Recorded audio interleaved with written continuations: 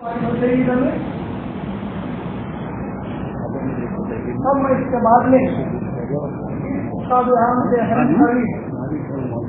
حضرت مولانا جسٹس انصار صاحب کو دعوت دوں گا، وہ اپنے غلام کے سامنے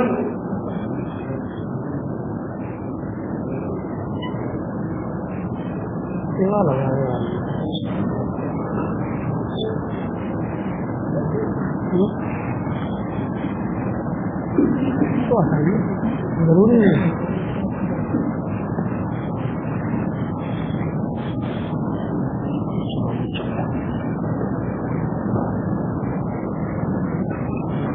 الٹا لگا دیا.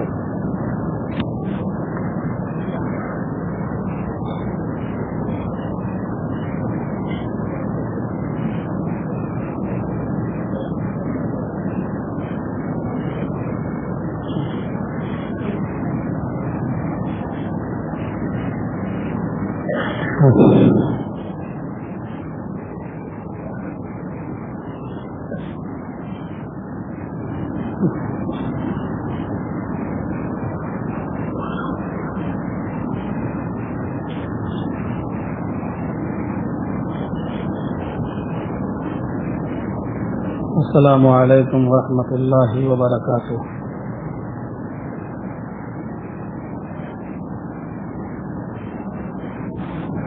الحمد للہ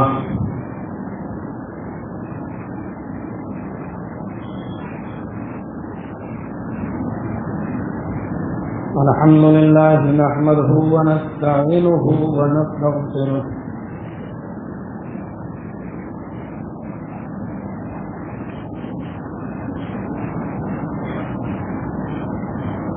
ونعوذ بالله من شرور أنفسنا ومن سيئات أعمالنا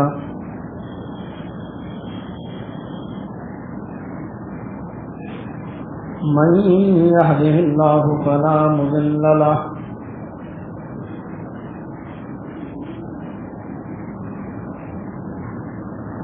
ومن يضلله فلا هادي له.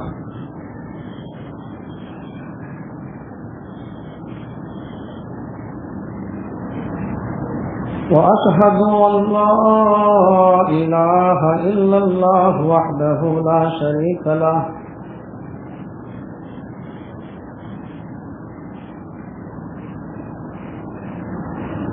وأشهد أن محمدا عبده ورسوله.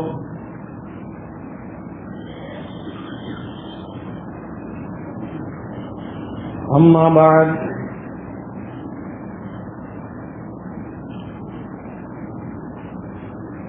فإن خير الحديث كتاب الله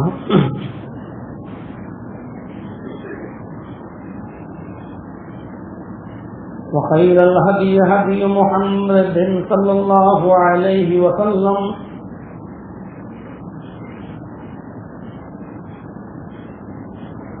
وشر الأمور محدثاتها وكل محدثة بدعة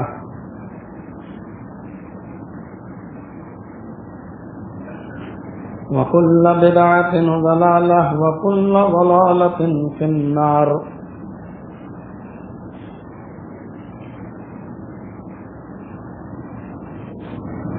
أعوذ بالله من الشيطان الرجيم.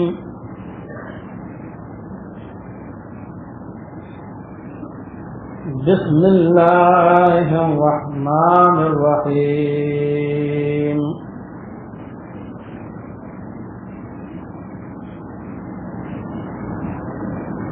ومن الناس من يقول آمنا بالله وباليوم الآخر وما هم بمؤمنين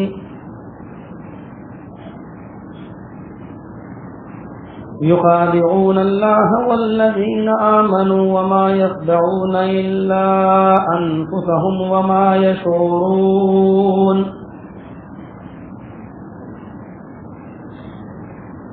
في قلوبهم مرض فزادهم الله مرضا وَلَهُمْ عَذَابٌ أَلِيمٌ بِمَا كَانُوا يَكْذِبُونَ.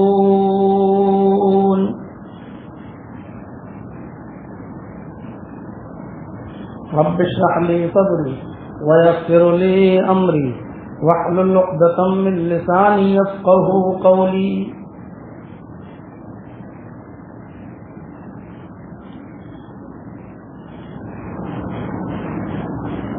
اس اجلاس کی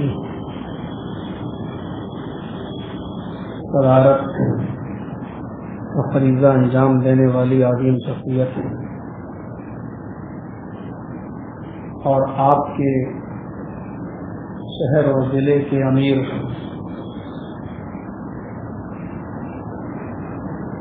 جناب وکیل پرویز صاحب، اس اجلاس کے خصوصی مہمان اور صوبہ مدھیہ پردیش کے امیر محترم جناب مولانا عبدالقدوس عمری صاحب،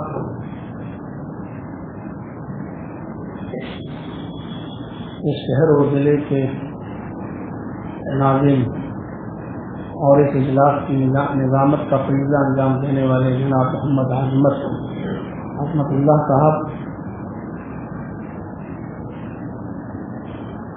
شہر و ضلع کی مشہور مسجد اور نامی مسجد اور اس محلے کی مومن پورہ کی مسجد کے اندر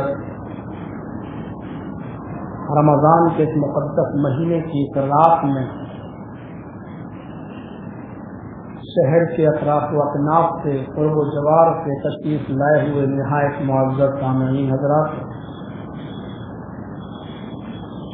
اور مسجد کی چھت پر خواتین کی جہاں نشست ہوتی ہے اور وہاں جو تراویح کا اہتمام ہوتا ہے اور پڑھتی ہیں، وہاں پر بیٹھی ہوئی ہماری اسلامی خواتین پیاری ماں بہن،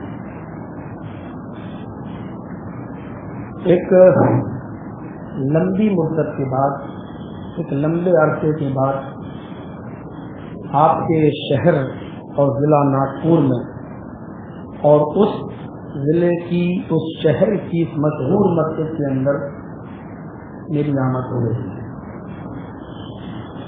اس سے پہلے میں کئی مرتبہ آ چکا ہوں، لیکن بیچ میں کچھ لمبا وقفہ ہوا، نہیں آ سکا۔ 2 دن کے لیے مجھے ڈسٹرکٹ کیونی کے اطراف میں پروگرام کے لیے آنا تھا، اور اسی مناسبت سے صدر محترم اور امیر جماعت وکیل پرویز صاحب سے رابطہ قائم ہوا اور مومن پورے کی اس مسجد کے لیے پروگرام کی خواہش ظاہر کی۔ میں انکار نہیں کر سکا، اور انکار کرنے کا ہم کوئی حق بھی نہیں رکھتے تھے۔ جب اتنے قریب آ ہی رہے تھے تو پھر آپ کے علاقے میں یہ پروگرام لیا گیا، اور یہاں پروگرام دینے کی ایک وجہ یہ بھی ہوتی ہے کہ الحمدللہ میں ہندوستان کے بہت سے کونے کونے میں گیا ہوں، لیکن شہری اور ضلعی جمعیت کی زیر نگرانی جو پروگرام بہت بخوبی اور اچھے نظم و نسق کے ساتھ، اچھی ترتیب کے ساتھ اگر کہیں ہوتا ہے تو ان شہروں میں ناگپور بھی آتا ہے۔ ترتیب اچھی رہتی ہے اور بہت ہی منظم طریقے سے پروگرام ہوتا ہے، اس میں کوئی شک نہیں کہ ہمارے امیر محترم اس چیز پر عمیق نظر رکھتے ہیں، نظم و نسق کے معاملے میں بہت چاق و چوبند رہتے ہیں۔ اللہ رب العالمین امیر محترم کی عمر دراز فرمائے۔ جمعیت و جماعت کے کام میں جس طریقے سے بڑھ چڑھ کر حصہ لیتے ہیں، اللہ رب العالمین اس کو قبول فرمائے اور مزید جمعیت و جماعت کے کام کو ان سے لیتا ہے۔ اس وقت مرکزی جمعیت اہل حدیث کے حوالے سے آپ نے جو کچھ بھی سنا وکیل پرویز صاحب کے زبان سے، اس کا ایک ایک لفظ بالکل سچا ہے. اللہ رب العالمین ہمارے مرکزی امیر اصغر علی امام مہدی حفظہ اللہ کو بھی لمبی عمر عطا فرمائے اور ان سے بھی جمعیت الجماعت کا کام جو لے رہا ہے اللہ اس کو بھی قبول فرمائے اور ان کے ذریعے جمعیت الجماعت کو استحکام بخشے. صحت و تندرستی کی جہاں تک دعا کا تعلق ہے تو ہم وکیل پرویز صاحب کے لیے دعا کرتے ہیں. اس وقت ڈپریشن میں بھی ہیں, جوان بیٹے کا انتقال ہو گیا ہے, اس کے بعد گھر میں اور بھی حادثے ہوئے ہیں. اس وقت ایک گھر کا مین ذمہ دار ذہنی طور پر کتنے تناؤ میں رہتا ہے یہ وہی شخص جانتا ہے جن کے اوپر یہ حالات گزرتے ہیں. اللہ رب العالمین آپ کو ذہنی ڈپریشن کی بیماری سے نجات عطا فرمائے. جب ذہن صحیح رہے گا تو کام آگے بڑھے گا اور کام کو مزید آگے بڑھانے میں مزہ بھی آئے گا. اللہ رب العالمین ان کو صحت و تندرستی عطا فرمائے, ذہنی تناؤ سے ان کو نکالے اور جمعیت و جماعت کے لیے جو انہوں نے اپنی زندگی وقت کی. میں دیکھتا ہوں عاملہ کی میٹنگوں میں میں جاتا ہوں, میں بھی کیونکہ مغربی یو پی کا ایک ذمہ دار ہوں, میٹنگوں میں جاتا ہوں. ان کے پیسے کا جس طریقے سے حساب و کتاب ہوتے ہیں اور پورے عاملہ پر آپ کی بات چھا جاتی ہے اور لوگ مطمئن ہو جاتے ہیں اور کہتے ہیں کہ ہمیں آپ کے اوپر یقین ہے. یہ اپنے کرائے سے آنا, اپنے کرائے سے جانا اور جمعیت اور جماعت کے فنڈ میں سے 1 روپیہ نہ لینا یہ بہت بڑی قربانی ہے. اللہ رب العالمین اس قربانی کو قبول فرمائے اور آخرت کا ذریعہ بنائے. میں نہیں چاہتا کہ کچھ لمبی باتوں کو آگے بڑھایا جائے, میں اپنی بات کو شروع کرنا چاہتا ہوں. میرے بھائیوں, بہت ہی اہم اور مقدس مہینہ ہے رمضان, لیکن میں رمضان کے تعلق سے کچھ باتیں آپ کے سامنے نہیں رکھوں گا. اس کی وجہ یہ ہے کہ یہاں جتنے بھی خطیب آتے ہیں اور جتنے بھی تقریریں آپ کے یہاں خطبے جمعے میں ہو رہی ہیں اکثر علماء رمضان کے بارے میں بول ہی رہے ہیں. ہم صبح کا درس جب سنتے ہیں تو آپ کے علاقے کے خطیب اور عالم بھی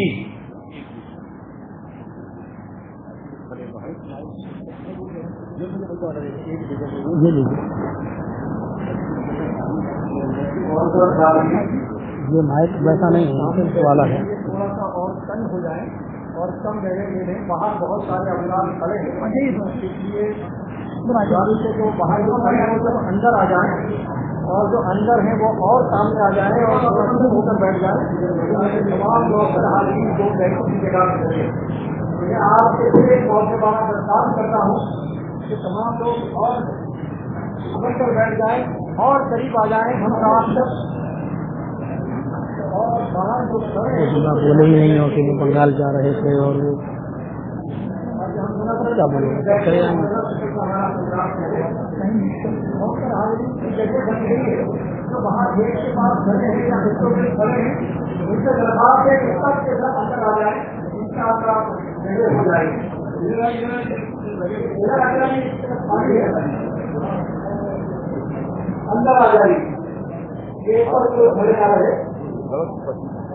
باہر کا مائک کھل نہیں سکتا, حالات ایسے ہیں.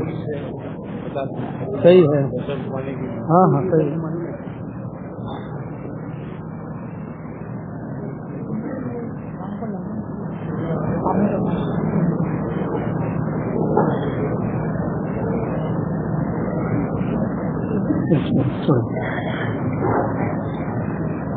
جی تو میں عرض یہ کر رہا تھا کہ آپ اپنے علاقے کے اور مقامی علماء سے سنتے ہی رہتے ہیں رمضان کے مہینے میں رمضان کے تعلق سے اور روزے کے تعلق سے بہت سی بات. میں نے جو موضوع اٹھایا ہے یا میں جس موضوع پر آپ کے سامنے خطاب کرنا چاہتا ہوں اس کی ضرورت ہے. ایمان کے اثرات ہماری عملی زندگی پر نمودار کیوں نہیں ہوتے. ہم اپنے آپ کو مومن کو کہتے ہیں, مسلمان کو اپنے آپ کو کہلاتے ہیں. ابھی ہم جب واقعات آپ کے سامنے رکھیں گے تو ان واقعات کی روشنی میں ہمیں اور آپ کو سب کو یہ تلاش کرنے کی ضرورت ہے کہ ہم کیسے لگ رہے ہیں. ان واقعات کی روشنی میں ہماری حیثیت کیا ہے, ہم کہاں کھڑے ہیں. میں نے خطبہ مسنونہ کے بعد سورہ بقرہ کی دوسرے رکوع سے جو چند آیتیں پڑھی ہیں, میں چاہتا ہوں کہ ایک سرسری ترجمہ اس کا پہلے آپ کے سامنے کر دیا جائے, پھر بات کو آگے بڑھایا جائے. اللہ تبارک و تعالیٰ نے فرمایا وَمِنَ النَّاسِ مَن يَقُولُ آمَنَّا بِاللَّهِ وَبِالْيَوْمِ الْآخِرِ وَمَا هُمْ بِمُؤْمِنِينَ يُخَادِعُونَ اللَّهَ وَالَّذِينَ آمَنُوا وَمَا يَخْدَعُونَ إِلَّا أَنفُسَهُمْ وَمَا يَشْعُرُونَ فِي قُلُوبِهِم مَّرَضٌ فَزَادَهُمُ اللَّهُ مَرَضًا وَلَهُمْ عَذَابٌ أَلِيمٌ بِمَا كَانُوا يَكْذِبُونَ. دوسرے رکوع کی شروعات ہے سورہ بقرہ اور انسانیت کی سب سے خطرناک تیسری قسم کا ذکر کیا جا رہا ہے. بہت خطرناک قسم کے لوگوں کا ذکر کیا جا رہا ہے. ہوشیار رہنے کی ضرورت ہے ہمیں ان سے. کون ہے یہ تیسری قسم؟ ان کو سمجھ پانا بہت مشکل ہے. یہ ہمارے گروہ کے ہیں یا دوسرے گروہ کے ہیں؟ یہ ہم مسلمانوں میں شامل ہیں یا کافروں میں شامل ہیں؟ ان کو ہم اپنا مانیں یا غیروں میں ان کو تسلیم کریں, یہ فیصلہ کرنا بڑا مشکل ہو جاتا ہے. ہمارے ساتھ اٹھیں گے, بیٹھیں گے, لیٹیں گے, سوئیں گے, کاروبار کریں گے, بزنس کریں گے, شادی اور بیاہ کریں گے, ہم ہی لوگوں میں اپنی لڑکیاں دیں گے, ہماری لڑکیاں لیں گے, سب کچھ کریں گے,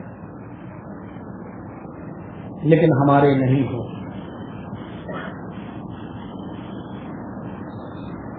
ان کی پہچان ہی بتائیے. یہی آیتیں آپ پڑھیے جو میں نے پڑھی ہیں, اور تھوڑا سا جب آپ آگے بڑھیں گے انہیں آیتوں کے تو آگے یہ آیت بھی آپ پائیں گے اذا لقوا الذین آمنوا قالوا آمنا واذا خلوا الى شیاطینہم قالوا انما معکم انما نحن مستہزئون. یہ سب سے بڑی پہچان بتائی گئی ہے ان کی. کیا ہوگی؟ اذا لقوا الذین آمنوا قالوا آمنا, یہ جب مومنوں کے پاس آئیں گے, جب مومنوں سے ملاقات کریں گے, جب مسلمانوں سے وارتالاب کریں گے, مسلمانوں کے پاس آئیں گے, ملاقات کریں گے تو کہیں گے ہم تو مومن ہیں. قالوا آمنا, ہم بھی مسلمان ہیں, جیسے تم ہو ویسے ہم بھی. ارے تم مومن ہو, ہم بھی مومن ہیں. وَإِذَا خَلَوْا إِلَىٰ شَيَاطِينِهِمْ قَالُوا إِنَّا مَعَكُمْ, لیکن جب یہ اپنے چیلے چپاٹوں کے پاس, اپنے سہیوگیوں کے پاس, اپنے دوستوں کے پاس, اپنے احباب کے پاس, اپنی قوم کے پاس جائیں گے, اپنے ساتھیوں کے پاس, چیلے چپاٹوں کے پاس جائیں گے, قَالُوا إِنَّا مَعَكُمْ, تو کہتے ہیں ہم تو تمہارے ساتھ ہیں, ہم تو تمہارے ہیں. ان کے پاس جو گئے تھے وہ تو ہمارا ایک نشانہ تھا, وہ تو ہماری ایک پالیٹکس تھی, راجنیتی کا حصہ ہے. انما نحن مستہزئون, وہ تو مذاق کر رہے تھے, ان کے ہم نہیں ہیں, ہم اصل میں آپ ہی ہیں. یہ ان کی پہچان بتائی گئی ہے. ایسے لوگوں پر نظر رکھیے.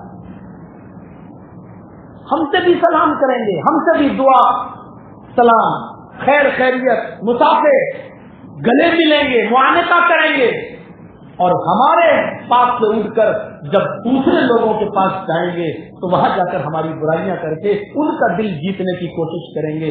پتہ نہیں چلتا یہ کس کے لوگ ہیں, کس طرف ہیں, کہاں کی پالیسی اپنا رہے, کیا چاہتے ہیں. مذبذبین بین ذلک لا الہ الا اللہ ولا الہ الا اللہ, شک و تذبذب میں رہتے, وہ صحیح کہ یہ صحیح, وہ غلط کہ یہ غلط, شک و تذبذب میں ہوتے, نہ ادھر کے نہ ادھر کے, نہ خدا ہی ملا نہ مثال صنم, نہ ادھر کے ہوئے نہ ادھر کے رہے.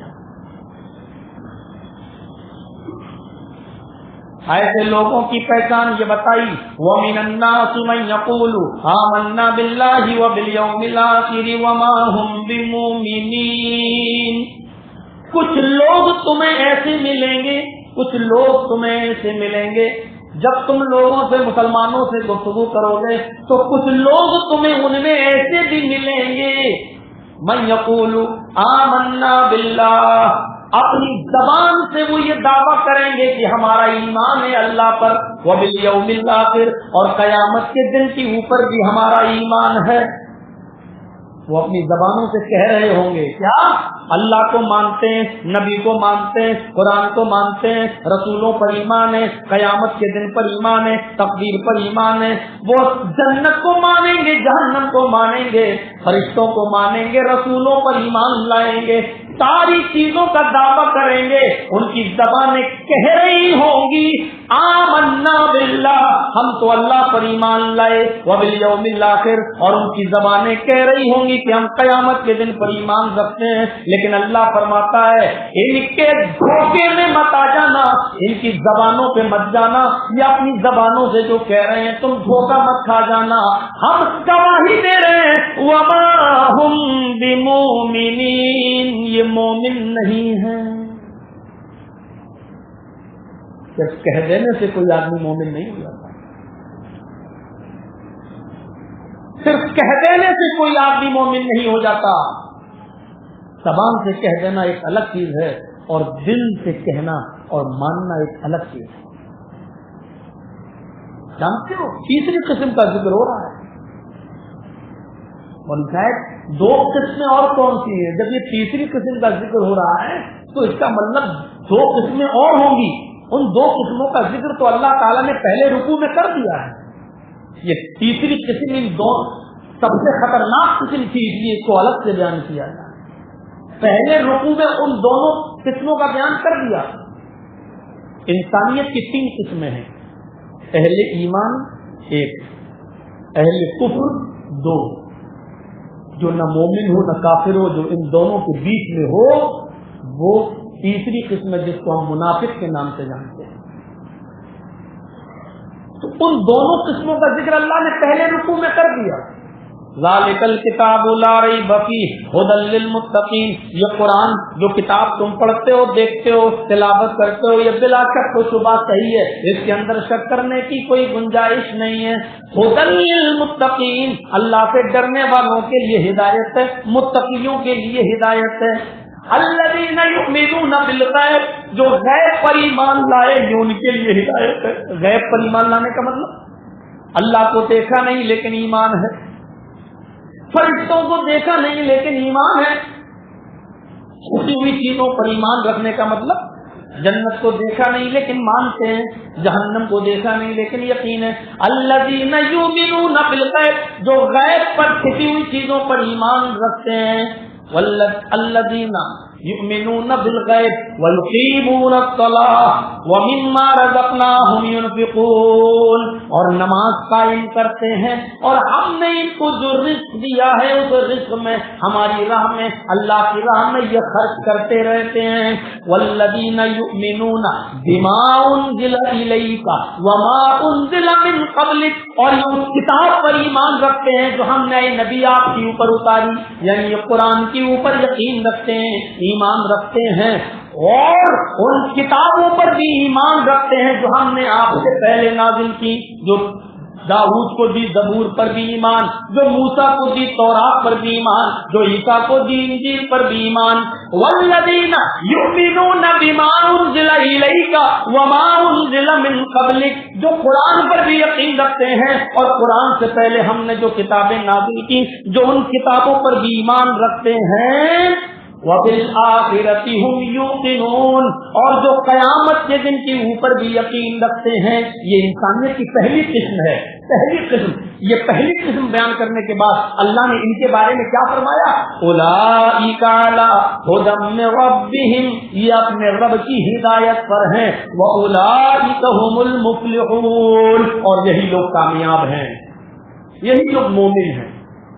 کامیاب ہیں. ہم کامیاب لوگوں کو مومن کہہ رہے ہیں کیونکہ اللہ ہی نے ایک دوسری جگہ مومنوں کو کامیاب کہا ہے. قد افلح المومنون, مومن کامیاب ہو گئے, یعنی کامیابی مومنوں کے لیے ہے. تو اللہ نے یہاں پر کیا کہا؟ اولئک علی ھدی من ربہم واولئک ھم المفلحون, یہی اپنے رب کی ہدایت پر ہے اور یہی مومن ہے. ہم نے مفلحون کا ترجمہ مومن سے کیا ہے اور یہی لوگ مومن ہیں. تو پہلی اسی رکوع میں اہل ایمان کا ذکر ہو گیا, اللہ نے پہلی قسم کا ذکر کیا, یہ مومن ہے. دوسری قسم بھی یہی سے لپیٹ دی, رکوع ختم نہیں ہوا لیکن دوسری قسم کو بھی اللہ نے یعنی کافروں کو بھی یہاں سے ٹرن لیا اور کافروں کو بھی لپیٹ دیا. ان الذین کفروا سواء علیہم اانذرتهم ام لم تنذرهم لا یؤمنون.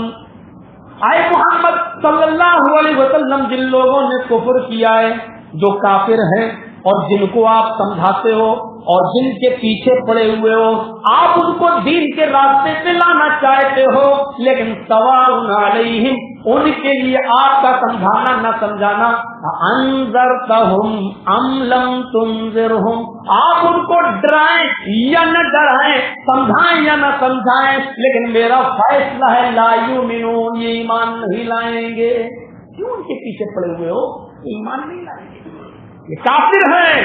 اور جن کے پیچھے آپ لگے ہو, جن سے امیدیں لگائے بیٹھے ہو کہ ایمان لائیں گے, یہ وہ قوم ہے جن کے پیچھے بھی آپ پڑے ہوئے ہو, یہ ایمان لانے والے نہیں ہیں. اور ایمان کیوں نہیں لائیں گے اس کی وجہ بھی بتا دی. ختم اللہ علی قلوبہم, اللہ نے ان کے دلوں پر مہر لگا دی ہے. وعلی سمعہم, ان کے کانوں پر بھی مہر لگا دی ہے. ان کے دل حق بات سننے کے لیے تیار نہیں ہے, ان کے کان حق بات سننے کے لیے تیار نہیں ہے, ان کے دلوں میں سچی باتیں اترتی نہیں ہیں, ان کے کان سچائی کو قبول کرنے کے لیے تیار نہیں ہے. وعلی ابصارہم غشاوہ, اور ان کی آنکھوں کے سامنے ہم نے پردے ڈال دیے, ان کی آنکھوں کے سامنے ہم نے پردے ڈال دیے ہیں. جب پردہ ہی پڑا ہو, یہ پردہ ہے دیوار کا, میرے سامنے پیچھے پردہ پڑا ہے, اب اس دیوار کے پیچھے کیا ہے ہمیں دکھائی نہیں دے رہا ہے. یہ پردہ پڑا ہوا ہے میرے لیفٹ سائڈ میں, اس دیوار کے پیچھے کیا ہے ہمیں پتا نہیں ہے.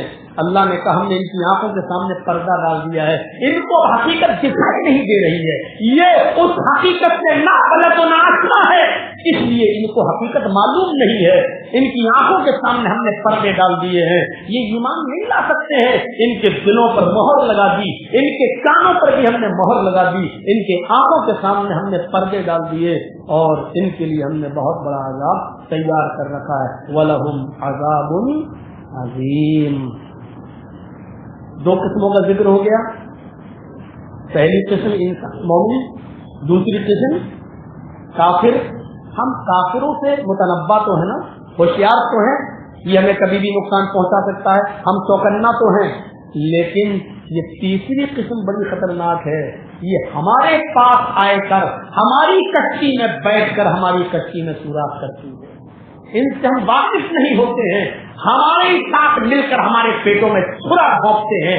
اس لیے تیسری قسم کو اللہ نے الگ سے بیان کیا اور بتایا کہ تیسری قسم کے لیے بڑے ہوشیار رہنے کی ضرورت ہے. تیسری قسم سے ان کی پہچان کیا ہے؟ یہ کھل کے تو اللہ کا انکار نہیں کریں گے, یہ تمہارے پاس آئیں گے, تمہاری مسجدوں میں بھی آئیں گے, نمازیں بھی پڑھیں گے, تمہارے ساتھ روزہ افطار بھی کریں گے, تمہارے بیٹوں سے اپنی بیٹیوں کی اور اپنے بیٹوں سے تمہاری بیٹیوں کا رشتہ بھی کریں گے, لیکن ہوشیار رہنے کی ضرورت ہے ان سے.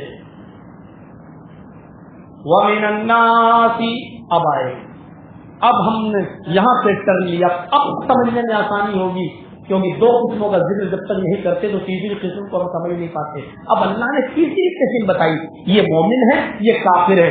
اب جس قسم کا ہم ذکر کر رہے ہیں دیکھیے ان کی حالت کیا ہے. وَمِنَ النَّاسِ مَن يَقُولُ آمَنَّا بِاللَّهِ وَبِالْيَوْمِ الْآخِرِ.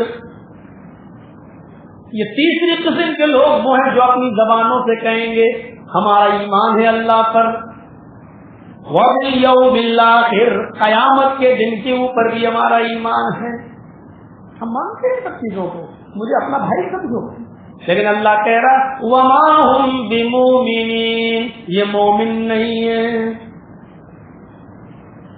मोमिन नहीं है तो कौन है?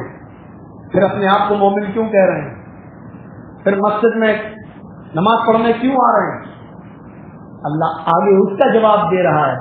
फिर अपने बेटे और बेटियों की शादी हमारे साथ क्यों कर रहे हैं? हमारे साथ बैठकर इफ्तार क्यों कर रहे हैं? अगर ये मोमिन नहीं है ऐसा क्यों कर रहे हैं? आगे अल्लाह ने उसका जवाब दिया, युखादिऊन अल्लाह वल्लज़ीना आमनू, अल्लाह को धोखा देना चाहते हैं, मोमिनों को धोखा देने की कोशिश कर रहे हैं। हम भी धोखा खा जाते हैं ना, आप लोग सब धोखा खाते हैं। एक आदमी शनिचर को मस्जिद में नहीं दिखा, इतवार को गए, सोमवार को मस्जिद में नहीं आया, मंगल को भी मस्जिद में नहीं दिखा, बुध को दिन भर बाजार में टहलता रहा, जुमरात को भी मस्जिद से दूर रहा, शनिचर से लेके जुमरात तक उसकी शक्ल मस्जिद में नहीं दिखी। जुमे के दिन 11 बजे 12 बजे नहा धोकर सबसे पहले वाली अगली सफ में आके बैठा हुआ है। पूरे हफ्ते गाए, जुमे के दिन सबसे पहली सफ में आगे, वो भी सऊदी अरब का रुमाल डाले हुए, जन्नतुल फिरदौस की खुशबू लगाए हुए आगे बैठे। अब एक 5 वक्त का नमाजी है बेचारा, 5 टाइम की नमाज पढ़ता है, वो जिसकी तहज्जुद की नमाज भी कभी कज़ा नहीं होती है, उसके बगल में ये आदमी खड़ा हो गया अगली सफ में। अब वो बेचारा सोच रहा है, या अल्लाह, ये दर्जी साहब भी हमारे बगल में खड़े हो गए हैं, और मैं 5 वक्त का नमाजी हूँ, तहज्जुद की नमाज भी मेरी नहीं छूटती है। तब मेरा नाम है मोहम्मद असलम, मोहम्मद अकरम। हम एक टाइम की नमाज नहीं छोड़ते, सर्दियों में भी फजर की नमाज जमात के साथ ठंड में उठते हुए ठंडे पानी से वुजू बना के मस्जिद में जाते हैं। तहज्जुद की नमाज भी मेरी कज़ा नहीं होती, तब भी हम मुसलमान हैं, और ये तो सिर्फ हफ्ते में एक दिन नमाज पढ़ ली, ये भी मुसलमान है। मोहम्मद सिर्फ,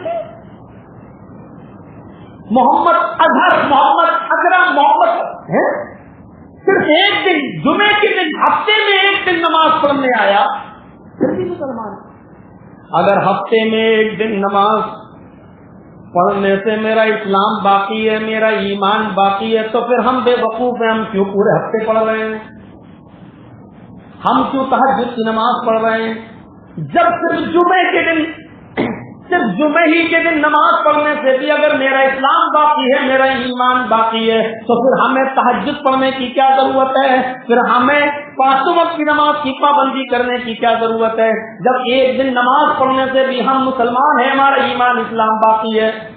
धोखे में आ रहा बेचारा है, हमें भी छोड़ देना चाहिए, हम भी नहीं पढ़ेंगे, हम भी हफ्ते में एक ही दिन पढ़ेंगे। भाई इस्लाम तो बाकी है, मेरा ईमान तो बाकी। अल्लाह को धोखा देना चाहता है, वल्लज़ीना आमनू, मोमिनों को धोखा देने की कोशिश कर रहा है ये।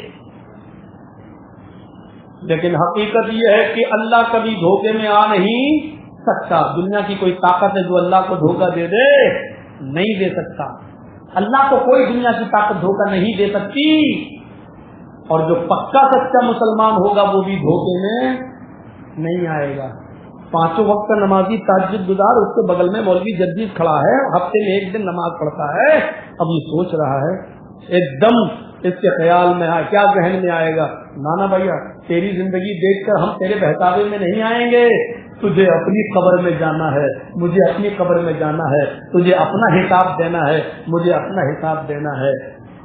वो आदमी बेचारा जो तहज्जुद गुजार है वो तहज्जुद पढ़ता रहेगा, जो 5 वक्त का नमाजी है वो नमाज पढ़ता रहेगा। हमारी जिंदगी देखकर वो धोखे में नहीं आएगा। तो अल्लाह ने क्या कहा, हमारे धोखा दे नहीं सकता, और जो मेरा पक्का सच्चा मोमिन बंदा है वो इसकी जिंदगी को देखकर धोखे में आ नहीं सकता। ये आदमी अपने आप को धोखा दे रहा है, अल्लाह को नहीं, मोमिनों को नहीं।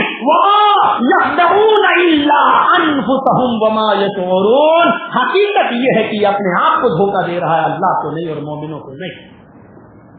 तुम क्या समझते हो? हम जानते नहीं हैं मुनाफिकत किसको कहते हैं, हमें पता नहीं है। मेरे भाइयों, اللہ نے منافقوں کا وصف بتانے کے لیے الگ رکوع استعمال کیا. چاہتا تو پہلے رکوع میں ان کو بھی گھسیٹ دیتا، لیکن نہیں، تفصیل سے بتایا کہ ان سے ہوشیار رہو، کیونکہ یہ تمہارے ساتھ اٹھیں گے، بیٹھیں گے، کھائیں گے، پیئیں گے، تمہاری محفلوں میں رہیں گے، شادی بیاہ کریں گے، نمازوں میں بھی آئیں گے، مسجدوں میں بھی آئیں گے، نیچے کرتے بھی پہنیں گے، اونچے پائجامے بھی پہنیں گے، داڑیاں بھی لمبی رکھیں گے، ان کے سروں پر نماز کے ٹیکے بھی ہوں گے، لیکن وما ہم بمومنین، یہ مومن نہیں ہوں گے. ان کو پہچاننے کی ضرورت ہے. ایسی قوم سے اللہ کے رسول بھی دھوکہ کھا گئے. نبی کو کافروں سے اتنا نقصان نہیں پہنچا جتنا منافقوں سے پہنچا. نبی کی مسجد میں آتے تھے اور جمعے کے دن تو صفیں سیر کے آتے تھے، ہم بیٹھیں گے بالکل نبی کے جہاں ممبر رہا ہے لکڑی کا وہیں آ کر بیٹھتے تھے تاکہ اللہ کے رسول کی نظر میں ہم بہت محبوب کہلائے جائیں. دیکھو قریب سے آئیں گے بھی دیر سے اور صفیں بھی لانیں گے، پھلانیں گے، سیرتے ہوئے آئیں گے اور آگے بیٹھنے کی کوشش کریں گے تاکہ ہم نبی کی نظر میں اچھے مانے آ جائیں. نبی اکرم کی پاک و صاف ستھری بیوی اور ہم سب مسلمانوں کی ماں اماں عائشہ کے اوپر بھی اگر زنا کی تہمت لگائی تو کافروں نے نہیں، ایسے ہی مسلمانوں کا لباس اوڑھ کر اور اسلام کی چادر اوڑھ کر لمبی داڑھی رکھ کر نمازی اور روزدار بن کر مسجدوں میں آنے والے رئیس المنافقین عبداللہ ابن ابی جیسے شخص نے نبی اکرم کی بیوی پر بھی زنا کی تہمت لگائی اور نبی اکرم صلی اللہ علیہ وسلم کو 50 دن تک پریشان کیا. آج ہماری جمعیت و جماعت بھی ہے کہ منافقوں سے پریشان ہے. ضلعی ہو، صوبائی ہو، مرکزی ہو، ہمیں غیروں سے خطرہ نہیں ہے، ہمیں اپنوں سے خطرے ہیں. ہمیں نقصان پہنچانے والے غیر نہیں ہیں، اپنے ہیں جو اپنا لباس اور اپنی چادر اوڑھ کر ہماری محفلوں میں اور ہماری ہی ٹیم میں ہماری صفوں میں آ کر گھس جاتے ہیں اور ہماری جمعیت و جماعتوں کو اور منظم تحریکوں کو نقصان پہنچاتے ہیں. اللہ رب العالمین ہماری جمعیت و جماعت کی ایسے منافقوں سے حفاظت فرمائے. یخادعون اللہ والذین آمنوا وما یخدعون الا انفسهم، یہ اللہ کو دھوکہ دینا چاہتے ہیں، یہ مومنوں کو دھوکہ دینے کی کوشش کر رہے ہیں. حقیقت یہ ہے کہ اپنے آپ کو دھوکہ دے رہے ہیں، ان کو پتہ نہیں، ان کو علم نہیں. آگے کے جملے دیکھو، فی قلوبہم مرض فزادہم اللہ مرضا، ان کے دلوں میں شک کی بیماری ہے. مفسرین متفق ہیں، مرض سے مراد شک کی بیماری ہے. ان کے دلوں میں شک کی بیماری ہے، اللہ نے اس بیماری کو اور بڑھا دیا. ان سے کہو کیوں ایسی خرافاتیں کر رہے ہو یار، ایک دن مرنا ہے کہ نہیں مرنا ہے؟ ارے قبر کے عذاب سے ڈرو، جہنم کے عذاب سے ڈرو. کیا کہتے ہیں پتہ نہیں قبر میں عذاب ہوتا بھی ہے کہ نہیں ہوتا. یہ تو ملا مولوی چلاتے رہتے ہیں، ہم تو روزانہ قبرستان سے گزرتے ہیں، کبھی کسی مردے کی چیخنے چلانے کی آواز نہیں سنی. ارے عذاب ہوتا تو کوئی تو چیخے، کوئی تو چلائے، کسی کی آواز تو ہمارے کانوں میں آئے. پتہ نہیں جنت ہے بھی یا نہیں، جہنم ہے بھی، مریں گے تب دیکھا جائے گا. ان کے دلوں میں شک کی بیماری ہے، فزادہم اللہ مرضا، اللہ نے اس بیماری کو اور بڑھا دیا. دیکھیے یہ تو اللہ کا اصول ہے، جو چور بننے کی کوشش کرتا اللہ اس کو ڈاکو بنا دیتا نا. جو تھوڑا سا سدھر کر مسجدوں کی طرف آنے کی کوشش کرتا ہے تو اللہ اس کو بڑے سے بڑا ولی اللہ بنا دیتا ہے. کیوں؟ اس نے تھوڑی کوشش کی، اللہ نے اور اس کے دل میں ڈالا. جب تک انسان اپنے آپ کو خود بدلنے کی کوشش نہیں کرے تو اللہ بھی نہیں بدلتا. ہمیں خود اپنے آپ کو چینج کرنے کی ضرورت ہے. ان اللہ لا یغیر ما بقوم حتی یغیروا ما بانفسهم، اللہ اس وقت تک کسی قوم کی حالت کو نہیں بدلتا جب تک کہ قوم خود اپنی حالت کو بدلنے کی کوشش نہ کرے.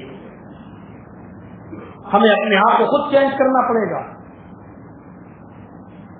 فی قلوبہم مرض فزادہم اللہ مرضا، فی قلوبہم مرض فزادہم اللہ مرضا ولہم عذاب علیم بما کانوا یکذبون. ان کے دلوں میں شک کی بیماری ہے، ہم نے اس بیماری کو اور زیادہ بڑھا دیا. اور ایسے منافقوں کے لیے، ایسے شک کرنے والوں کے لیے، ایسے دھوکہ دینے والوں کے لیے काफिरों के लिए क्या कहा था? वलहुम आज़ाबुन अज़ीम, बहुत बड़ा आज़ाब है। लेकिन ऐसे लोगों के लिए जो हमारी चादर ओढ़कर हमें धोखा देते हैं, ऐसे लोगों के लिए अल्लाह ने क्या कहा? अज़ाब इनके लिए भी है, लेकिन इनके लिए अज़ाब अज़ीम नहीं है। वलहुम अज़ाबुन अलीम बिमा कानू यज़िमून, अलीम फ़ईल के वजन पर आया है, अलम से आया है, मुबालगा का सेगा है, जिसके अंदर तशद्दुद पाया जा रहा है। हमने इनके लिए कितना दर्दनाक, कितना तकलीफों वाला, कितना परेशानियों से भरा हुआ, कितना मुसीबतों वाला अज़ाब तैयार कर रखा है, जो इनके दिमाग में सोचा नहीं होगा, इनकी आंख में देखा नहीं होगा। हमने ऐसे मुनाफिकों के लिए इतना सख्त और इतना दर्दनाक का अज़ाब तैयार कर रखा है। मुनाफिकों के लिए अल्लाह ने बड़ा अज़ाब नहीं, दर्दनाक तकलीफ दे अज़ाब, और इतना तकलीफ दे जो किसी दिमाग में सोचा नहीं होगा और किसी आंख में देखा नहीं होगा। हमने ऐसा अज़ाब तैयार कर रखा। तो मेरे भाइयों, कामयाबी किसके लिए बताई गई है? मोमिनों के लिए। काफिरों के लिए क्या बताया गया है? अज़ाब अज़ीम। और मुनाफिकों के लिए क्या बताया गया है? अज़ाब अलीम। हमें इन दोनों से बचना है, हमें कुफ्र से बचना है, हमें निफाक से बचना है। फिर क्या बनना है? जिसको कामयाबी है, मोमिन। लेकिन मोमिन बनने के लिए क्या है? तरावी पढ़नी बन गए मोमिन, 1 महीने के रोजे रख लिए हो गए मोमिन। और अब तो मौलाना लोगों को बोलने की जरूरत ही नहीं पड़ रही है, मिंबर पे नमाज पढ़ो नमाज पढ़ो नमाज पढ़ो, और पूरे महीने पढ़ेगी भी नहीं। अगर कोई मौलवी जुम्मे का खुतबा भी न दे, तब भी मस्जिद में ऑटोमेटिक भरती रहेंगी, आएंगी मस्जिदों में नमाजी भरे रहेंगे। आज किसी मौलवी के कहने की जरूरत नहीं, नमाज की अहमियत और नमाज की फजीलत बताने की जरूरत नहीं। हमने रोजा रखा है, नमाज पढ़ने आ रहे हैं, लेकिन देखना ये है कि ईद के दिन भी हमारी मस्जिद में इतने ही नमाजी रहते हैं या नहीं रहते हैं। ईद के बाद भी हमारी मस्जिदें ऐसी भरती हैं या नहीं भरती हैं। अब हमें ये देखना है कि हम ओरिजिनल मुसलमान हैं या मौसमी मुसलमान हैं। मौसमी मुसलमान समझते हो? जैसे मौसम आता है किसी फल का, इस वक्त आम का मौसम चल रहा है, खूब आएगा, 3-4 महीना खूब खाइए, आम का मौसम आया है। और जैसे ही मौसम गया, ये 3-4 महीने खत्म हुए, आम आपको दिखाई नहीं देगा। मौसम खत्म, आम खत्म, अब ये आपको अगले मौसम में दिखाई देगा, फिर पूरे साल ये आम गायब। ये रमजान में जितने मुसलमान दिखाई दे रहे हैं, ये मौसमी मुसलमान हैं, ये इस महीने तक दिखाई दे रहे हैं। और जैसे ये महीना गया, फलों की तरह, ये मौसम की तरह जैसे फल नहीं दिखाई देता है, ये मुसलमान, मौसमी मुसलमान भी मस्जिद में नहीं दिखाई देंगे। अब हमें ये देखना है हम मोमिन है या नहीं है, और मोमिन है तो ये देखना है कि ईमान के असरात हमारी जिंदगी पर क्या मुरत्तब हो रहे हैं। ईमान के असरात मुरत्तब होने के लिए जरूरी है कि हमें सहाबा किराम के वाकयात आपके सामने रखना पड़ेंगे, ताकि हम इन वाकयात की रोशनी में देखें कि ये असरात हमारी जिंदगी पर मुरत्तब हो रहे हैं। आइए पहला वाकया देखते हैं, अबू तलहा अंसारी का है, जो मैं आपके सामने सुनाने के लिए जा रहा हूं। हजरत अबू तलहा अंसारी, इनका वाकया बताने से पहले मैं आपके सामने ये आपको गोशगुजार कर दूं कि इन्होंने बड़ी लंबी उम्र पाई है। अबू तलहा अंसारी ने बड़ी लंबी उम्र पाई है, और इनकी उम्र से लंबे होने का अंदाजा इस बात से लगा सकते हैं कि जब तक नबी अकरम जिंदा रहे, ये नबी अकरम की पूरी जिंदगी में नबी अकरम का साथ देते रहे। नबी अकरम ने अपनी पूरी जिंदगी में जितनी जंगें लड़ी, जितना जिहाद किया, ये नबी अकरम के साथ हर जिहाद में आगे रहे। नबी अकरम हमारी दुनिया से कूच कर जाते हैं, अल्लाह के नबी तारे पानी से दारे बका को चले जाते हैं। नबी अकरम के बाद अबू बकर सिद्दीक का जमाना आता है।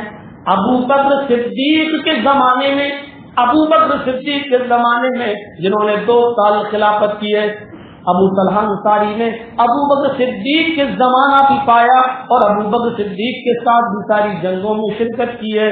हजरत उमर फारूक का जमाना आया, अबू बकर के दार फानी से रुखसत होने के बाद, दारुल बका में चले जाने के बाद, अब उमर फारूक का जमाना आया। उमर फारूक ने 10 साल खिलाफत की। इन्होंने 10 साल अबू तलाल अंसारी ने उमर फारूक का भी जमाना पाया, और अबू हज़रत फारूक के साथ भी इन्होंने सारी जंगों में शिरकत की। अब अंदाजा हो गया इनकी उम्र कितनी लंबी होगी। नबी अकरम की पूरी जिंदगी में साथ दिया, अबू बकर की पूरी जिंदगी में साथ दिया, उमर फारूक की खिलाफत में 10 साल तक उनका साथ दिया। कितने बूढ़े हो गए होंगे। अब सीरत की किताबें कहती हैं अबू तलाल अंसारी की कमर झुक चुकी है, लाठी टेक टेक कर चलते, अजान की आवाज आती, लाठी उठाते, जमीन पर टेक टेक कर लाठी से चलते और मस्जिद तक जाते, कमर झुकी हुई है। सीरत की किताबें ये भी फर्क बताती हैं कि अबू तलाल अंसारी की निगाहें, उनकी बसीरत, उनकी रोशनी भी कम हो चुकी है। ज़ोहर की आज़ान की आवाज आती है, ज़ोहर की आज़ान की आवाज आती है, हय्या अलस सलाह की के अल्फाज कानों में जाते हैं। अबू तलाल अंसारी अपने एक बेटे से कहते हैं, बेटे पानी ले आओ, मैं वुजू बना लूं। घर में वुजू बनाया, बेटे करा लाठी उठा दो, मैं मस्जिद में जाऊं। छड़ी दे दी, लाठी दे दी। अबू तलाल अंसारी जमीन पर लाठी टेक टेक कर मस्जिद की तरफ जा रहे हैं। कमर झुक चुकी है, कमर झुकी है, मस्जिद में जा रहे हैं। इमाम मोहतरम के पीछे ज़ोहर की नमाज पढ़ते हैं। सहाबा की सीरत बताती है, मेरे भाइयों, जब इमाम मोहतरम ने सलाम फेरा तो अबू तलाल अंसारी ने भी सलाम फेरा। नमाज मुकम्मल हो गई। अस्सलामु अलैकुम वरहमतुल्लाह, अस्सलामु अलैकुम वरहमतुल्लाह, दोनों तरफ सलाम फेर दिया गया। वज़ाइफ पढ़ने में, नमाज के बाद पढ़ी जाने वाली दुआएं पढ़ने में मसरूफ है। अक्सर सहाबा सुन्नतें अपने घरों में पढ़ा करते थे। इन्होंने भी लाठी उठाई, ज़ोहर की नमाज पढ़ के मस्जिद से निकलना चाहते हैं कि चलो सुन्नतें हम घर पे पढ़ लेंगे। अचानक नजर पड़ती है, एक सहाबी कुरान का नुस्खा लिए हुए बैठे हैं और कुरान की तिलावत कर रहे हैं। अबू तलाल अंसारी कहते हैं, मेरी आंखें तो कमजोर हो चुकी हैं, मुझ पर तो देखकर कुरान पढ़ा नहीं जाता है। ये सहाबी कुरान पढ़ रहे हैं, क्यों न मैं इनके पास बैठ जाऊं और कुछ कुरान की आयतें सुन लूं, क्यों न तिलावत से कलाम पाक समाअत हासिल कर लूं। सुनिए, ज़ोहर की नमाज पढ़ने के बाद सुन्नतें अभी नहीं पढ़ी कि घर पे जाके पढ़ेंगे, निकलना चाहते हैं, मस्जिद से बाहर जाना चाहते हैं। एक सहाबी को कुरान के गुनगुनाते हुए पढ़ते हुए आवाज कानों में जाती है, ये उनके पास बैठ जाते हैं। अब देखिए ईमान के असरात जिंदगी पर कैसे मुरतब होते हैं। बैठ गए और वो सहाबी कुरान पढ़ते पढ़ते, कुरान के रुकू को तो गुजरते गुजरते, आयतों से गुजरते गुजरते इस आयत पर पहुंच गए। कुरान करीम की इस आयत पर पहुंच गए। अबू तलाल अंसारी कुरान की आयत सुन रहे हैं, वो सहाबी कुरान पढ़ते हैं और ये आयत पढ़ने लगते हैं, इनफिरू खिफाफन व सिकालन व जाहिदू बिअमवालिकुम व अनफुसिकुम फी सबीलिल्लाह। इनफिरू खिफाफन व सिकालन व जाहिदू बिअमवालिकुम व अनफुसिकुम फी सबीलिल्लाह। अबू तलाल अंसारी कहते हैं, रुक जाओ, सही से नहीं सुना, सही से पढ़ो इस आयत को। ये तुमने क्या पढ़ा है? ये आयत अब तक मेरे सामने क्यों नहीं आई? पढ़ो। वो सहाबी फिर पढ़ने लगे, इनफिरू खिफाफन व सिकालन व जाहिदू बिअमवालिकुम व अनफुसिकुम फी सबीलिल्लाह। अबू तलाल अंसारी कहते हैं, अरे मेरे दोस्त सही से पढ़ो, ये इनफिरू का लफ्ज लिखा है, क्या ये इनफिरू मौजूद है? जरा फिर से पढ़ो। वो सहाबी कहते हैं, हाँ मैं गलत नहीं पढ़ रहा हूँ, इनफिरू खिफाफन व सिकालन व जाहिदू बिअमवालिकुम व अनफुसिकुम फी सबीलिल्लाह। अब इस आयत के तर्जमे पर भी गौर करो, इनफिरू निकलो, खिफाफन व सिकालन सहूलत, खिफाफ हल्का, चाहे तुम मैं सहूलत हूँ चाहे तुमको आसानी हो, वसिकालन चाहे तुम्हारे ऊपर बोझ हो। यानी तर्जुमा यूं किया जा सकता है, चाहे तुम्हारे ऊपर दुश्वारी हो या आसानी हो, तुम परेशानी हो मुसीबत में हो या सहूलत हो आसानी में हो, किसी भी हाल में हो, हर हाल में निकलो। कहाँ निकलो? जाहिदू बिअम्वालिकुम व अनफुसिकुम, अल्लाह ने जो माल दिया है और जो जान तुम्हें दी है, अल्लाह के दिए हुए मालों से जिहाद करो। अल्लाह की दी हुई जानों को मालिक मैदान जिहाद में ले जाओ, निकलो, अपने अमवाल और अपनी अनफुस, अपनी जान और अपने मालों से जिहाद करो फी सबीलिल्लाह, अल्लाह की राह में। कहने लगे मेरे दोस्त, फिर मैं यहाँ बैठ कर क्या कर रहा हूँ, मैं कुरान क्यों सुनूं, मैं मैदान जिहाद में क्यों न निकलूं, जब अल्लाह कह रहा हर हाल में निकलो, चाहे तकील हो या हल्के, चाहे बोझ हो या आसानी, परेशानी हो मुसीबत हो चाहे सहूलत हो, हर हाल में निकलो। लाठी उठाई, आगे कुरान नहीं सुना, लाठी उठाई, एक लगाया, खड़े हुए घर की तरफ आए, सुन्नतें पढ़ी, अपने बेटों को, अपनी औलाद को जमा किया।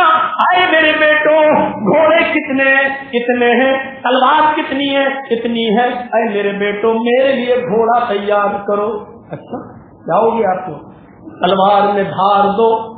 ये क्या हो गया है आपको अब्बू जान? नहीं मेरे बेटे, कुछ दिनों के बाद एक दस्ता जिहाद के लिए जाने वाला है, समंदर के रास्ते से वो जाएगा। फला फला दिन समंदर में एक जहाज, पानी की कश्ती लगेगी और उस पर फौजी सवार हो जाएंगे, इस्लामी सिपाही उस पर बैठेंगे, हम भी उसी पानी की कश्ती में हम भी बैठेंगे और उन सिपाहियों के साथ हम भी मैदान जिहाद में निकलेंगे। बेटों ने कहा अब्बू आपका दिमाग कटिया गया, आप तो पागल हो गए, आपकी अकल फिर गई। अब्बू क्या हो गया? कमर झुक चुकी है, लाठी टेक टेक कर तुम मस्जिद की तरफ जाते हो, लाठी टेक टेक कर जाते हो, आंखों की रोशनी कमजोर हो चुकी है और तुम मैदान जिहाद में जाओगे। नहीं है अब्बू, ये आपकी उम्र नहीं है, आपकी उम्र, ये लड़ाई लड़ने की उम्र नहीं है। अब्बू आप नहीं जा सकते। हंसते हुए कहते हैं मेरे बेटो, ये बोकस दलीलें मत दो, बूढ़े हो चुके हो, कमजोर हो चुके हो, आंखों की बीनाई जा रही है, कमर झुक चुकी है, ये बोकस दलीलें हमें न दो, ये डुप्लीकेट दलीलें न दो, रखो अपने पॉकेट में संभाल कर, दलील हमसे लो। ऐ मेरे बेटो कुरान पढ़ो, अल्लाह फरमाता है इंफिरू खिफाफन व सिकालन वजाहिदू बिअम्वालिकुम व अनफुसिकुम फी सबीलिल्लाह। हर हाल में निकलना है, हर हाल में जाना है, चाहे दुश्वारी हो, परेशानी हो, आसानी हो, सहूलत हो। तो मुझे मेरे बुढ़ापे के बारे में बतला रहे हो, तुम मुझे मेरे बुढ़ापे का उज्र पेश कर रहे हो, आंखों की रोशनी का उज्र पेश कर रहे हो। कुरान कह रहा है हाल में निकलो, मुझे निकलना होगा। बेटों ने इनकार किया, बाप ने इकरार किया, बेटों ने इनकार किया, बाप ने इकरार किया, बाप का इकरार बेटों के इनकार पर गालिब आया। बेटे बाप की जिद के आगे बेटों की नहीं चल पाई, इनके लिए घोड़ा तैयार कर दिया, तलवार भी दे दी और कहा जाओ मैदान जिहाद में जाना चाहते तो जाओ। जिस दिन सफर करना था, कश्ती में बैठना था पानी की, उसी वक्त वहां पहुंचते हैं और पानी के जहाज में सफर भी करते हैं। जो आदमी हज के इरादे से घर से निकल चुका हो, अब चाहे वो रास्ते ही में क्यों न इंतकाल कर जाए, हज से पहले वो हाजी कहलाता है और अल्लाह उसको हज का सवाब देता है। इसी तरीके से ये मैदान जिहाद के लिए निकले, पानी की कश्ती में सवार भी हो गए। बीचों बीच समंदर में जब पानी का ये जहाज पहुंचा, अल्लाह को शायद मंजूर नहीं था कि बूढ़ा आदमी, एक कमजोर आदमी किसी काफिर के हाथ से मारा जाए। अल्लाह को, अबू तलहा को किसी काफिर के हाथ से मरवाना शायद पसंद नहीं था, इसलिए रास्ते ही में इनको बुखार की शिद्दत पैदा कर दी और इतनी तेज बुखार आया कि उसी बुखार की तपिश में, उसी बुखार की बीमारी में हजरत अबू तलहा अंसारी का उसी बहरी सफर में इंतकाल हो जाता है। पानी के बॉक्स, लकड़ी के बॉक्स में अबू तलहा अंसारी की बॉडी को रखा जाता है और उसको दरिया पुर कर दिया जाता है। मेरे प्यारे साथियों, मुझे पूरा वाक़या रखने का मकसद मेरा सिर्फ ये है, पूरा वाक़या बताने का मेरा मकसद सिर्फ इतना है कि ये बताया जाए कि कुरान की एक आयत जैसी उन्होंने सुनी, एक आयत सुनते ही ईमान का असर उनकी अमली जिंदगी पर ये हुआ कि आगे अब हम नहीं सुनेंगे, पहले इस पर अमल करके दिखाऊं। और वो अपने घर में गए, अपने बेटों से कहने लगे कि मेरे लिए कूड़ा तैयार करो, ईमानदारी के साथ बताओ। कुरान की एक आयत पढ़ी और असरात उनकी जिंदगी पर ये मुरतब हो गए। हम तो पूरा कुरान तरावियों में सुन रहे हैं, हम तो पूरा कुरान तरावियों में सुन लेते हैं, ईमानदारी के साथ बताइए कि उसके कितने असरात हमारी अमली जिंदगी पर मुरतब होते हैं।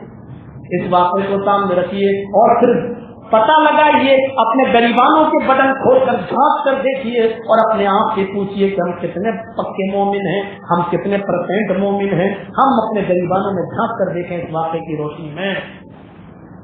हर मुसलमान गौर करे, इस हम्माम में सब नंगे नजर आते हैं, हम जैसे मौलवी भी नंगे नजर आते हैं। मेरे प्यारे साथियों, गौर कीजिए, ये कौन सी जिंदगी,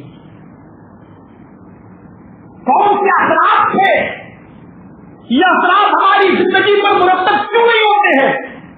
बहुत आसान है अपने आप को मुसलमान कह लेना, लेकिन अपने आप को मुसलमान बनाना बहुत मुश्किल। और ऐसे ही मोमिनों को कहा उलाइका अला हुदम मिन रब्बिहिम व उलाइका हुमुल मुफ्लिहून। ईमान के असरात जिनकी अमली जिंदगी पर मुरतब होते हैं वो कामयाब हैं, वो कामयाब हैं। यहाँ जलसा सुनने आए, अपनी साइकिलें और मोटरसाइकिलें सड़कों पर लगा के आए और अभी जलसा सुन के उन्हें गए, पहले मुझे निकालने दे, हाँ मुझे जल्दी, पहले मुझे दिखता नहीं। अभी जलसा सुनने के बाद बाहर जाकर एक दूसरे से लड़ने लगे। ये तकरीरों के असरात आज हमारी जिंदगी पर मुरतब हो रहे हैं। उनकी जिंदगी पर ईमान के कौन से असरात मुरतब होते थे और हमारी जिंदगी अभी सुना, सुनने के बाद गए, आधा घंटा भी नहीं गुजरा, जो सुना था वो वही छोड़ दिया, बस गए और लड़ने और झगड़ने लगे। मेरे भाइयों, हमारे ऊपर तो तकरीरों के असरात मुरतब नहीं हो रहे, ईमान के असरात क्या हमारी जिंदगी पर मुरतब।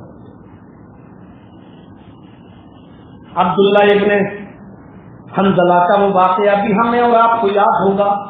बहुत से मौलवी उसको हज़रत हंज़ला के नाम से बयान करते हैं, लेकिन मुझे ये वाक़या हदीस की किताबों में और सीरत की किताबों में हंज़ला के ताल्लुक से नहीं मिला। बुखारी शरीफ की हदीस अब्दुल्ला इब्ने हंज़ला का वो वाक़या बयान करती है। मेरे भाइयों, ये वाक़या उनके बेटे अब्दुल्ला का है।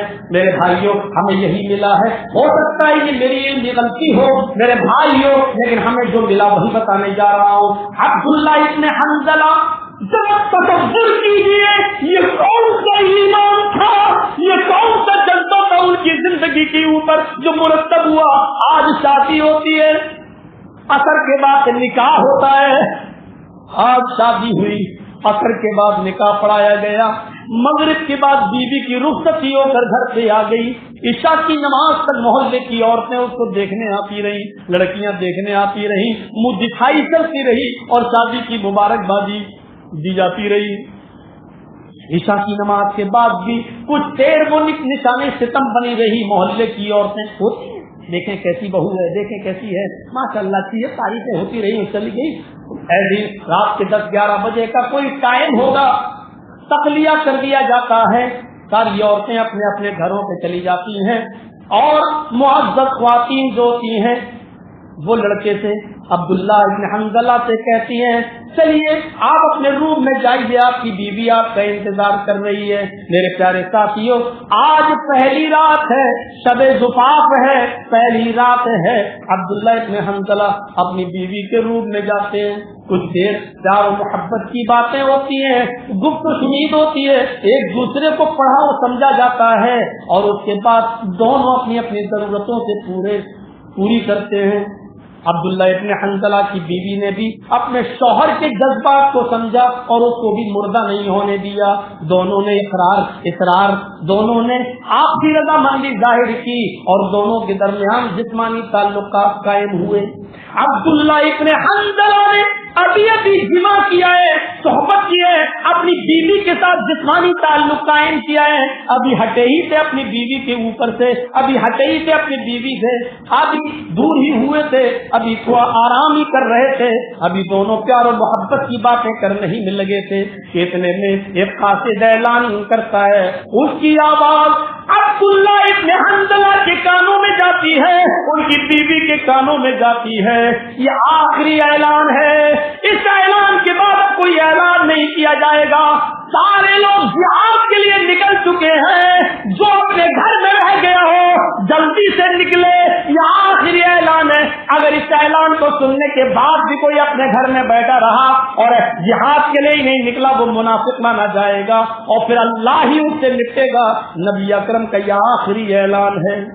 عبداللہ ابن حنظلہ کے کانوں میں آواز جاتی ہے, سوچتے کہ ایک اعلان ہو چکا ہے اور یہ آخری اعلان ہے, اس اعلان کے بعد اب آخری کوئی اعلان نہیں ہوگا. اور میں یہاں کیا کر رہا ہوں, اڑتے ہیں, اپنے گھوڑے کے پیروں میں تیل کی مالش کرتے ہیں, اپنے گھوڑے کو تیار کرتے ہیں, تلوار میان میں رکھتے ہیں, نکلنے کی کوشش کر رہے ہیں.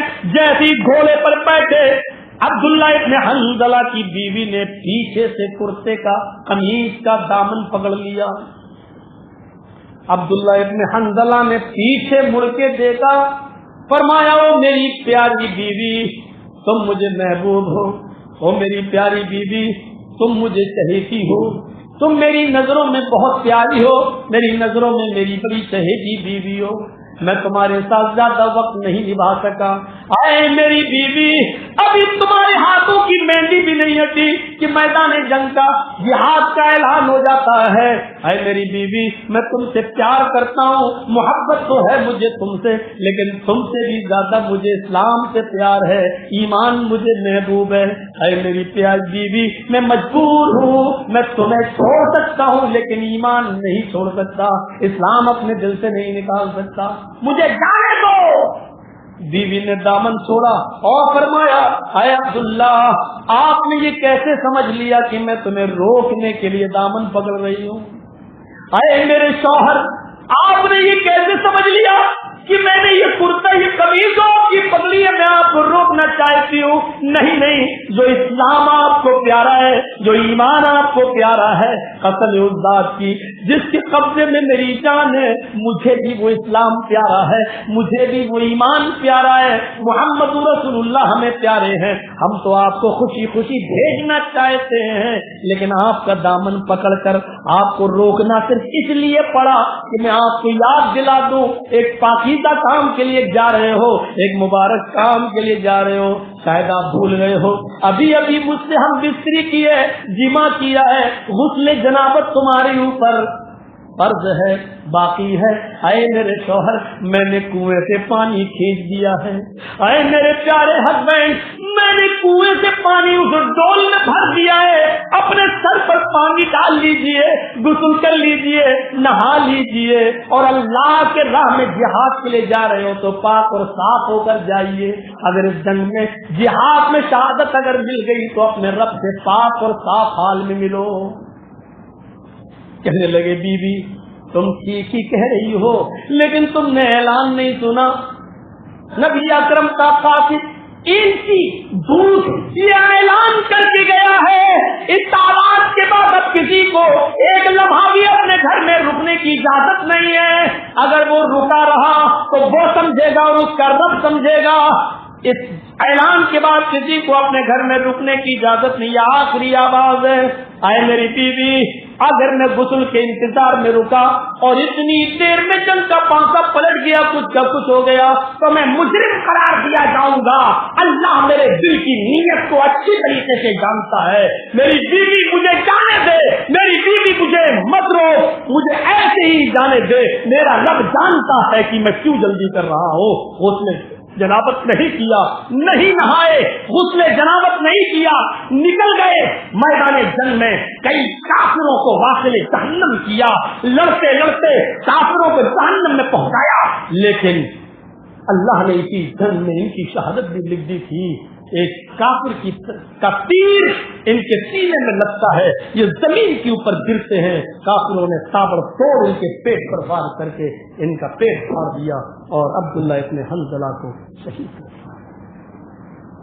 جنگ ختم ہوتی ہے، جتنے صحابہ اس جنگ کے اندر شہید ہوئے، اللہ کے نبی صلی اللہ علیہ وسلم کی آنکھوں میں آنسو ہیں۔ آپ صحابہ کو حکم دے رہے ہیں سب کو بغیر غسل کے اور بغیر کفن کے شہید دفنا دو۔ شہید کو غسل نہیں دیا جاتا، شہید کو نیا کفن نہیں پہنایا جاتا۔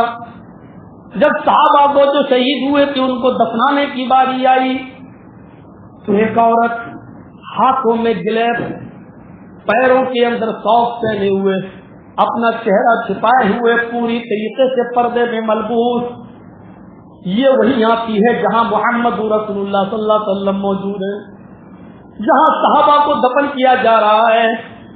کہتی ہے مجھے نبی اکرم صلی اللہ علیہ وسلم سے کچھ کہنا ہے۔ اللہ کے نبی نے اجازت دی۔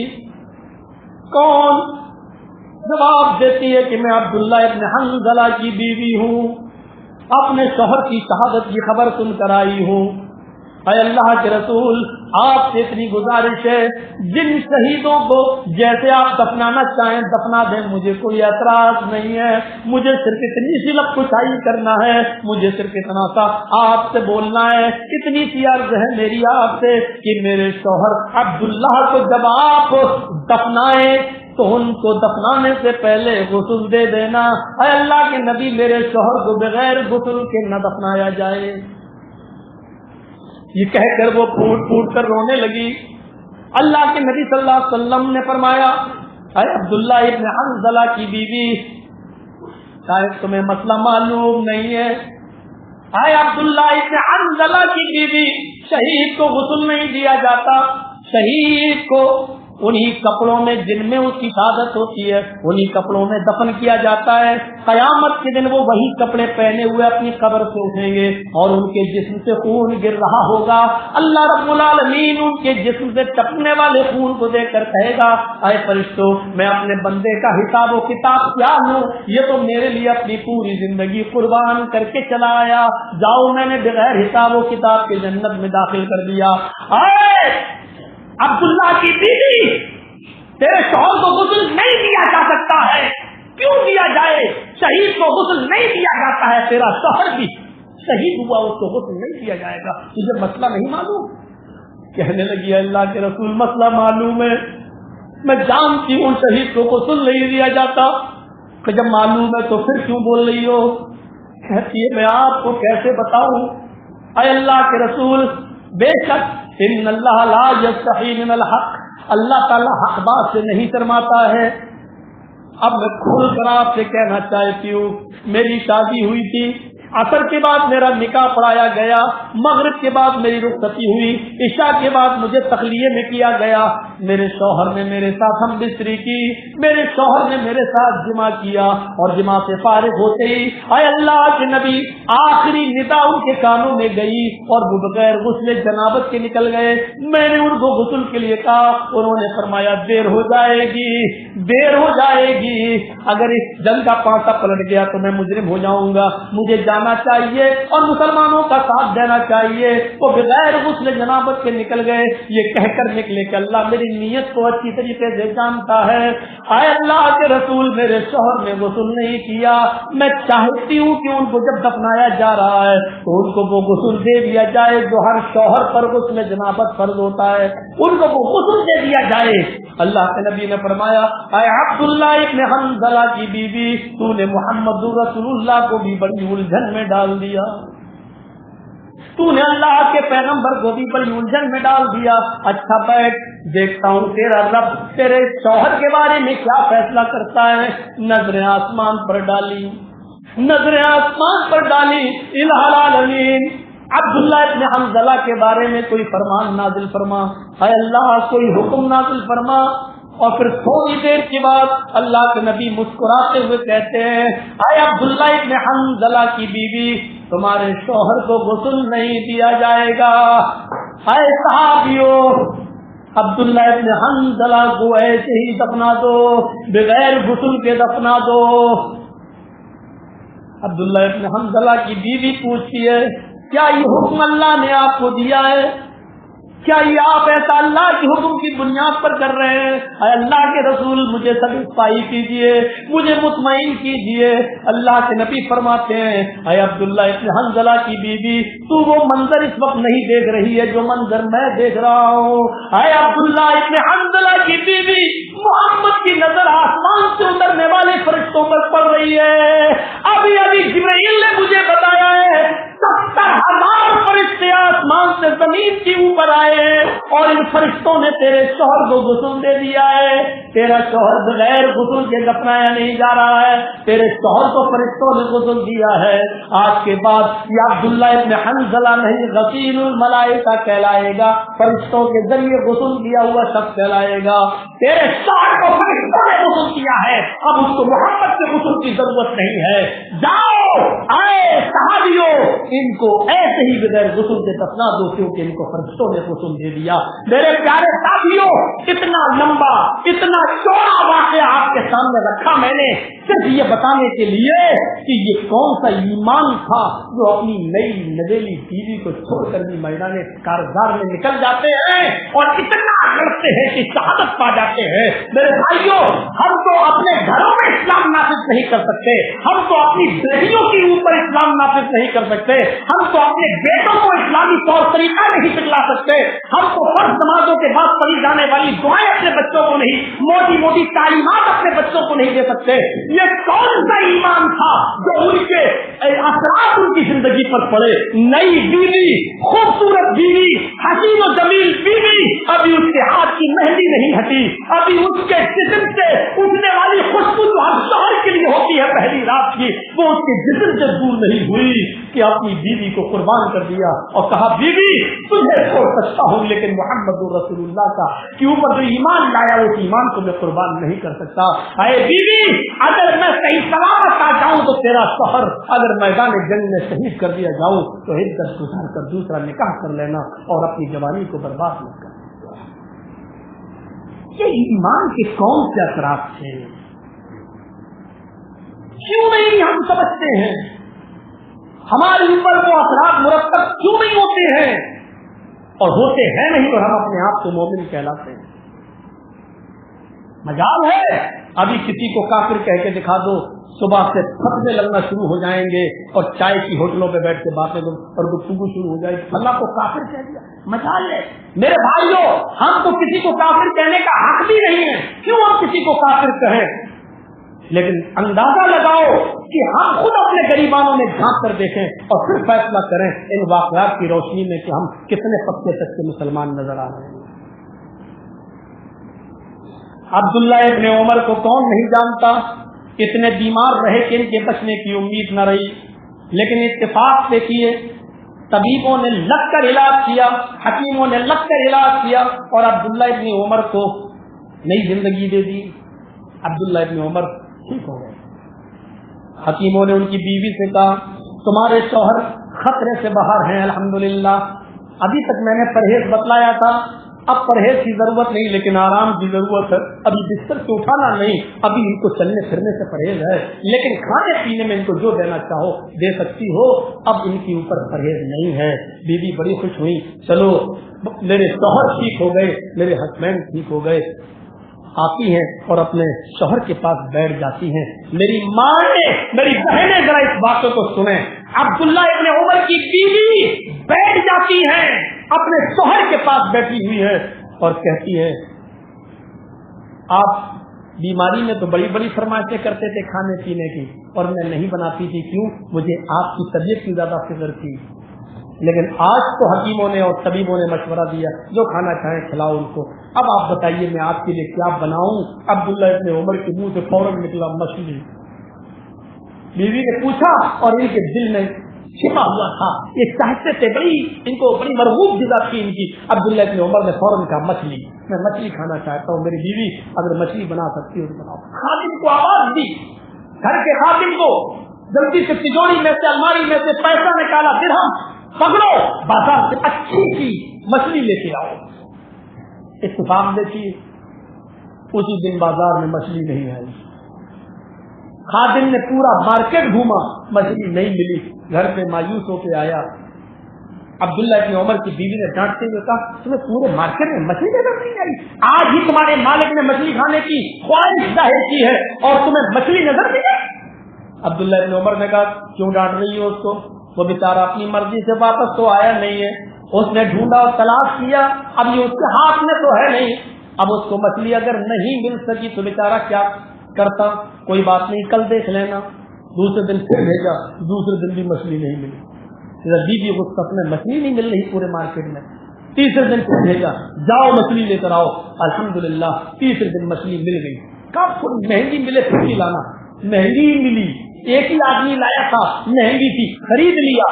بیوی کو پکانا تھا اور اپنے شوہر کو کھلانا تھا، مچھلی کو کاٹا، اس کو دھویا، صاف کیا، اچھی طریقے سے بھونا، شوربا اس کا تیار کیا اور مچھلی کو پکا کر اس کے ساتھ پراٹھا بنایا، پراٹھا دسترخوان لگایا۔ شوہر عبداللہ ابن عمر نے کہا لاؤ جلدی رکھو، میں مچھلی بہت دنوں سے میرے دل میں یہ ارمان تھے کہ میں مچھلی کھاؤں۔ بیوی نے کہا آج میں آپ کو اپنے ہاتھ سے کھلاؤں گی۔ اپنے شوہر کو اٹھاتی ہیں، اپنے کاندھے اور سینے کے لبے کے درمیان ان کا سر رکھتی ہیں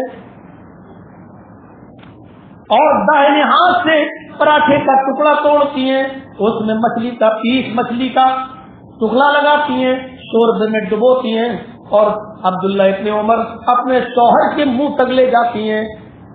عبداللہ ابن عمر جیسے ہی منہ کھولتے ہیں کھانے کے لیے، جیسے ہی منہ کھولتے ہیں بیوی خوش ہے، آج خوشی ہو رہی ہے کہ میں اپنے ہاتھ سے اپنے شوہر کو ان کی من پسندیدہ غذا مرغوب چیز کھلا رہی ہوں، اور جیسے منہ تک، ہونٹوں تک پراٹھا اور مچھلی کا لقمہ گیا، دروازے سے آواز آتی ہے، دروازے کے باہر شیئا للہ، اللہ کے نام پر مجھے بھی کوئی کھانا دے دے کہ میرے بچوں نے کئی دن سے کھانا نہیں کھایا، میرے بچوں نے کئی دن سے کھانا نہیں کھایا، کھجور و پانی پر گزارا کر رہے ہیں۔ عبداللہ ابن عمر نے جیسے ہی شیئا للہ کا جملہ سنا، اپنی بیوی کا ہاتھ پکڑ لیا دوسرے ہاتھ سے اور کہا میری بیوی پراٹھا اور مچھلی کا یہ لگا ہوا ٹکڑا دسترخوان کے اوپر رکھو۔ رکھ دیا۔ کیا ہوا؟ اے میری بیوی سنا نہیں، وہ بھی بھوکا، اس کے بچے بھی کئی دن سے بھوکے ہیں اور اس نے اللہ کے نام پر مانگا ہے، اللہ کے نام پر سوال کیا ہے، یہ لو اٹھاؤ، اور پورا کا پورا دسترخوان اٹھا کر مچھلی اور پراٹھے کے ساتھ عبداللہ ابن عمر نے اپنی بیوی سے کہا دروازے پر بھکاری کھڑا ہے، سائل کھڑا ہے، فقیر کھڑا ہے، اللہ کے نام سے مانگ رہا ہے، جاؤ ذرا اس کو دے کر آؤ۔ ہماری عورتیں ہوتی ہیں آج کل تو کیا کہتی ہیں، کیسی وہ اپنی میری من پسند چیز مجھے کھلانے کے لیے ہاتھ بڑھائے اور دروازے پہ کوئی فقیر آ جائے اور میں کہہ دوں کہ جاؤ فقیر کو دے آؤ، تو کیا نکلے گا میری بیوی کے منہ سے؟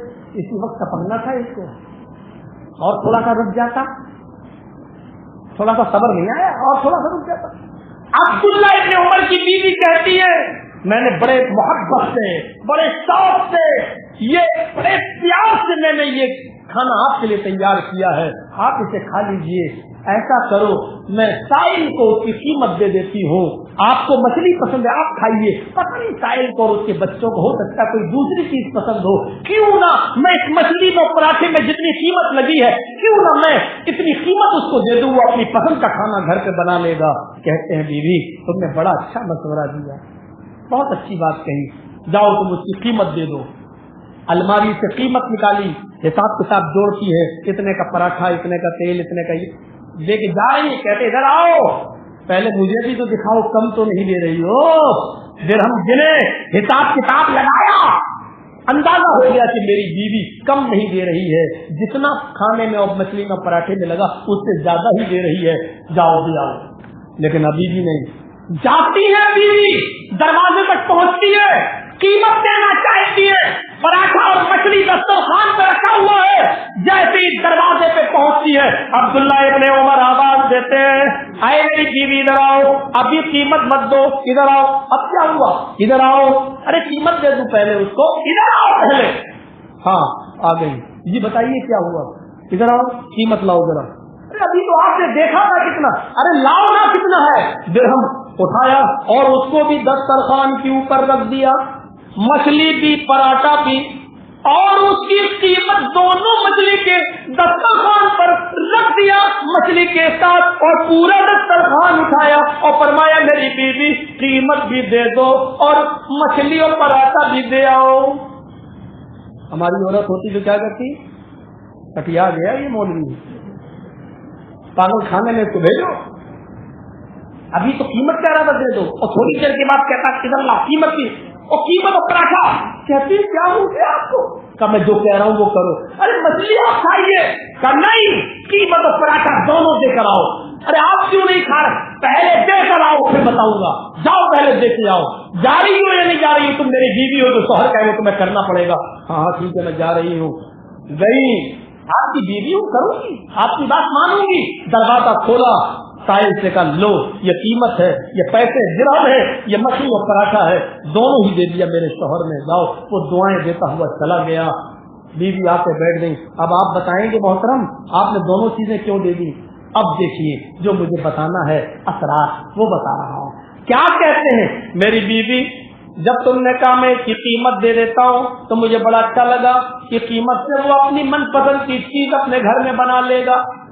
जब तुम कीमत लेके दरवाजे की तरफ आगे बढ़ी तो मेरे दिमाग में कुरान की आयत आई, मेरे जहन में कुरान की आयत आ गई, लन तनालुल बिर्रा हत्ता तुनफिकू मिम्मा तुहिब्बून। तुम उस वक्त तक नेकी को नहीं पा सकते हो, तुम उस वक्त तक नेकी को नहीं पहुंच पाओगे, तुम्हें उस वक्त तक सवाब नहीं मिलेगा, तुम्हें उस वक्त तक नेकी नहीं मिलेगी जब तक कि तुम उस चीज को अल्लाह की राह में खर्च न करो जो तुम्हें सबसे ज्यादा पसंद है, जो तुम्हें सबसे ज्यादा महबूब है। हाय मेरी बीवी, मछली की कीमत से ज्यादा मुझे मछली पसंद है, महबूब है। जब तुम कीमत देने जा रही थी तो मेरे दिल में आया मुझे मछली ज्यादा पसंद है। फिर मैं एक ऐसे नतीजे पे पहुंचा कि पता ही नहीं लगा पा रहा था कि मछली ज्यादा महबूब है मुझे या कीमत ज्यादा महबूब है। तो मैंने तुम्हें आवाज दी, मैंने कीमत भी दे दी और मछली भी दे दी, और अब फैसला अपने रब की सुपुर्द कर दिया। अल्लाह अगर मेरी नजर में कीमत ज्यादा पसंद थी तो मैंने कीमत भी तेरी राह में दे दी, अगर मुझे मछली ज्यादा पसंद थी तो मछली भी मैंने तेरी राह में दे दी। अब मेरी नजर में जो भी पसंद है तू उसको अच्छी तरह जानता है, मैंने तो दोनों चीजें तेरी राह में फी सबीलिल्लाह मैंने दे दिया उस फकीर को, साहिल को जिसने तेरे नाम पे मांगा। ये ईमान के असरात थे। कुरान की आयत जहन में आई, फौरन अमली जामा पहनाया कि नेकी तो उस वक्त तक मिल ही नहीं सकती जब तक कि हम महबूब चीज को, पसंदीदा चीज को अल्लाह की राह में खर्च न करें। ये ईमान के असरात है जो उनकी जिंदगी पर मुरतब हुए। हमारी जिंदगी पर ईमान के असरात मुरतब नहीं हो रहे हैं मेरे भाइयों। हम अपने आप को मोमिन चाहे कितना कह लें, लेकिन बनना मुश्किल है। हमें बनना चाहिए, हमें सिर्फ दावा नहीं होना चाहिए, हमें बनने की कोशिश करनी चाहिए। एक वाक़े की तरफ हम आपको और लेकर जाएंगे। ये रमजान का महीना है, आप लंबी चौड़ी तरावी भी पढ़ रहे हैं, हम और आप दिन में थक भी जाते हैं, हम भी 2-3 दिन से मुसलसल तकरीरें कर रहे हैं, और कल तो मेरे 3 प्रोग्राम क्यूनी में हुए, दिन में भी, दोपहर में भी, मगरिब के बाद भी और रात में भी। तो इसलिए मेरे भाइयों, और मुझे भी सुबह का सफर करना है, जब निकलना है तो एक वाक़े की तरफ हम आपको और ले जाना चाहते हैं, लेकिन बड़ा दिलचस्प वाक़या है, ईमान के असरात दिखलाना चाहता हूँ। आपने एक औरत का नाम सुना होगा जिसको आगे चलकर सहाबिया का दर्जा मिला, तो जिसको एक औरत जो बड़ी बहादुर थी और अरब की बहुत मशहूर औरत थी, जिसको दुनिया खंसा के नाम से याद है, हजरत खंसा। जानते हो सन 8 हिजरी में ये इस्लाम लाई, सन 8 हिजरी में। 8 हिजरी से पहले इनकी जिंदगी क्या थी और 8 हिजरी के बाद इनके ऊपर ईमान के क्या असरात मुरतब होते हैं, बस इस बात को जरा सुनिए, दिल दहल जाता है, माइंड हमारे इस तरफ जम जाएंगे कि आप ऐसी ऐसी औरतें। जानते हो खंसा अरब की सबसे बड़ी शायरा, अरब ने इस औरत से बड़ी न कोई शायर पैदा किया न कोई शायरा, बहुत बड़ी शायरा। मक्के के अंदर एक बाजार लगता था, मेला लगता था, جس کو اکاز کہا جاتا تھا، اکاز مکے میں عرب کے بڑے بڑے دوسرے شہروں سے افراد وفد کی شکل میں آتے تھے اپنا مال لے کر، اور جہاں رکتے تھے اکاز میلے کے گرد وہی خیمے لگاتے تھے اور وہیں سے اپنی تجارت کرتے تھے، مکے میں بیچا کرتے تھے سامان۔ ادھر ادھر سے جو لوگ آتے تھے وہاں پر خنسا بھی آتی تھی، خنسا بھی آتی تھی، لیکن خنسا کا خیمہ جہاں لگتا تھا اکاز بازار میں، مکے کے اکاز بازار میں، عرب کے لوگ اس خیمے کے باہر دو جملے لکھ دیتے تھے، ارسل عرب۔ خنسا کے خیمے کے باہر یہ بورڈ لگا دیا کرتے تھے لکھ کر ارسل عرب، عرب کی سب سے بڑی مرثیہ پڑھنے والی عورت، عرب کی سب سے بڑی شاعرہ اگر کوئی ہے تو خنسا ہے۔ مرثیہ پڑھنے میں اس کا کوئی مقابلہ نہیں تھا، کسی کا انتقال ہو جائے اور درد بھرے اشعار اس سے کہا جائے لکھ دو تو درد بھرے اشعار مرثیہ لکھنے میں پڑھنے میں بہت ماہر تھی۔ خنسا رلا دیا کرتی تھی، جھنجھوڑ دیا کرتی تھی اور ہر آنکھ میں آنسو لے آیا کرتی تھی، عرب کی سب سے بڑی شاعر۔ قومی اصلیت تھی، جاہلیت کا زمانہ تھا ہی، قومی دشمنی نے خنسا کا ایک بھائی تھا معاویہ، قومی دشمنی میں لوگوں نے معاویہ کو قتل کر دیا۔ خنسا کا ایک بھائی تھا معاویہ جو مارا گیا۔ خنسیہ اپنے بھائی کی یادگار میں مرثیہ پڑھتی ہے، بڑا دردناک مرثیہ، لوگوں کو رلا دیا کرتی تھی۔ خنسا کا ایک دوسرا بھائی تھا جس کا نام تھا سخر، ذرا غور سے سننا، بڑا دردناک منظر ہے۔ سخر بھی خنسا کا بھائی تھا، معاویہ کا ابھی زخم بھرنے بھی نہیں پایا، خنسا معاویہ کی یاد میں اپنے بھائی کی یاد میں روتے روتے نڈھال تھی۔ اس سخر نے اپنے بھائی کا بدلہ لینے کی ٹھان لی، لیکن دشمن چوکنے تھے، دشمنوں نے موقع پایا تو خنسا کا دوسرا بھائی اس سخر کو بھی مار ڈالا۔ سخر کا قتل ہو جاتا ہے، ادھر معاویہ مر چکے، خنسا کا بھائی قتل کر دیا گیا، ادھر سخر بھی مارا گیا۔ ابھی معاویہ کا زخم گھلنے نہیں پایا تھا کہ سخر کے زخموں نے خنسا کو نڈھال کر دیا۔ خنسا پریشان تھی، جانتے ہو خنسا اسلام لانے سے پہلے جتنے دن زندگی پائی، اسلام لانے سے پہلے وہ ایک شعر پڑھا کرتی تھی اپنے بھائی کی، سخر کی یاد میں وہ شعر پڑھا کرتی تھی جو خنسا نے بنایا، خنسا نے بنایا۔ وہ کہا کرتی تھی، اے سورج تو کیوں نکلتا ہے، اے رات تو کیوں آتی ہے، یذکرنی طلوع الشمس سخرا اذکرہ لکل غروب شمس، اے سورج جب بھی تو نکلتا ہے مجھے سخر کی یاد دلا دیتا ہے، اور اے سورج جب بھی تو غروب ہوتا ہے مجھے میرے بھائی کی یاد دلا دیتا ہے۔ یعنی کوئی رات ایسی نہیں جاتی جس میں اپنے بھائی کا درد نہ محسوس کیا ہو، اور سورج جب بھی تو نکلا ہے تو میرے بھائی کی یاد لے کر نکلا ہے۔ خوب پکتی تھی، لیکن اسلام لائی 16 ہجری میں قادسیہ کی جنگ ہوئی، اس میں اپنے چاروں بیٹے میدان جنگ میں بھیج دیے اور اپنے چاروں بیٹوں کو للکارا، اور چاروں بیٹے میدان جنگ میں قتل کر دیے گئے۔ اپنے بھائیوں پر ماتم کرنے والی اپنے چاروں بیٹوں کی شہادت پر کہتی ہے الحمدللہ الذی شرفنی بقتلہم، اللہ کا شکر، اللہ کی تعریف ہے جس نے ہمارے بیٹوں کو شہادت نصیب فرمائی۔ غور کرو، اسلام لانے سے پہلے ماتم کرتی تھی، اور اسلام لانے کے بعد ایمان پیدا ہو جانے کے بعد اس کے اثرات یہ مرتب ہوئے کہ اپنے چاروں بیٹوں کو شہید کرا دیا۔ تو یہ ایمان کے اثرات ہماری زندگی پر مرتب ہونا چاہیے۔ میرے بھائیوں، رات ہے اور ہم زیادہ لمبا چل بھی نہیں سکتے ہیں، ہم اللہ سے دعا کرتے ہیں کہ بارے اللہ ایمان کے اثرات ہماری زندگیوں پر بھی پیدا فرما دے، اور ہمیں بھی ویسا ہی ایمان ہماری زندگیوں میں پیدا فرما دے جیسے صحابہ کا تھا۔ ताबईयों का था, तबा ताबईयों का था, हमारे बुजुर्गों का था, हमारे अखलाक का था।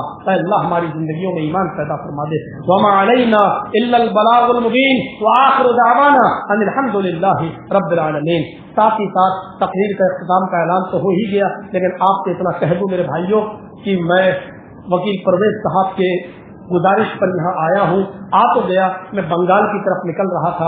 मेरे इलाके में एक मस्जिद ज़ेर तामीर है, आधा काम हो चुका है, आधा काम बाकी है। 12 से 15 लाख रुपए अभी और उसमें लगना है। क्यूनी में भी मैंने इसी मकसद से आया। वकील परवेज साहब बोले आप बंगाल में जा रहे हैं, आप यहाँ आ जाइए, आपका इधर भी काम हो जाएगा। मैं उनकी दावत पर यहाँ चला आया। मुझे आपसे एक अच्छी उम्मीद है, रमजान के महीने में 1 का 70 गुना अल्लाह देता है। इस उम्मीद के साथ मैं आपसे थोड़ी सी गुजारिश करता हूँ कि बाहर कुछ लोग कपड़ा लिए खड़े होंगे, आप लोग ज्यादा से ज्यादा उस मस्जिद का ताबुन फरमाएं जो दुनिया में अल्लाह के लिए मस्जिद बनाता है, अल्लाह आखिरत में उसके लिए, जन्नत में उसके लिए घर बनाएगा। उसके अजरे इंशाअल्लाह पूरा अजर अजीम आपको अता फरमाएगा। मुझे उम्मीद है कि मेरी इस गुजारिश को आप बेकार नहीं जाने देंगे, और अल्लाह रब्बुल आलमीन से हमें पूरी उम्मीद है कि आप हमारे उम्मीदों पर खड़े उतरेंगे और अल्लाह उसका पूरा अजर अजीम आपको अता फरमाएगा। आप उस मस्जिद का ज्यादा से ज्यादा ताबुन फरमाएं। अस्सलामु अलैकुम व रहमतुल्लाहि व बरकातहू।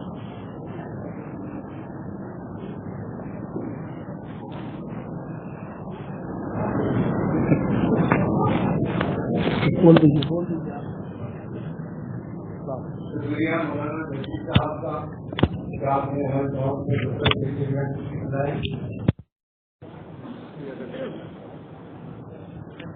में